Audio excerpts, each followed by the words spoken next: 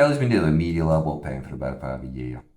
So we assessed a few movements, looked at what was triggering it, and then our first port of call was a banded joint mobilisation, just to see if this eased a little bit of pressure and some of that pain. Upon retesting, there was still pain, so we applied a floss band. We did a few more mobilisations.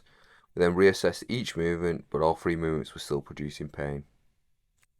We then looked at Kelly's shoulder movements. Noticed a little bit of winging on the left-hand side, a little bit of instability, so we looked at an exercise to correct this. Whilst going through this exercise, we noticed some tightness in Kelly's hips, particularly on the right hand side. So when we assessed, there was a little discrepancy. So we decided to investigate this a little bit further and we performed a Faber test, which revealed that there was indeed some tightness, particularly on that right hand side. We then checked out Kelly's piriformis and noticed again some tightness on that right hand side and some restrictions in those abductors. We then decided to get hands on. We administered some kinetic therapy to the hamstrings, loosening up that fascia and those tissues. We moved on to the quads, by far the worst.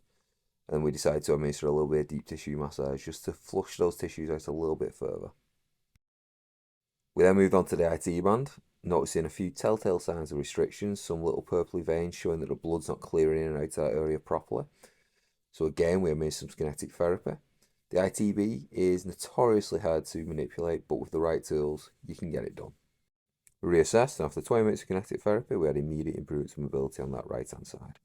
We then looked at a couple of little exercises and stretches, just so Kelly can now manage this herself going forward and keep that hip loose, but also build some stability. Next, we went after the upper back using a rhino bar, just to free up these retractors a little bit to enable them to do the job properly. We then moved on to the erectors, particularly that right side, as we could be getting a carryover from that right hip, which is affecting the left shoulder via the posterior oblique sling. Here I'm just doing a few little PAs just to free up that upper back that bit more. We finished off with a small clearance just in the area where Kelly had been feeling the most pain. We're going to see how we are now. So you bring it back up for me. How's that feel? Perfect. Yeah. Yeah, okay. So obviously the mobilisations helped. Looking at movement helped. But now we've applied the kinetic therapy as well. We've now got a point where she can move pain-free, do that movement pain-free. So we finished by just going over Kelly's technique a little bit, just tidying up a few points, just enabling her to engage the correct muscles at the correct time. She can now go away and start to rebuild these muscles as well as her lifts and get back to doing the thing that she loves to do.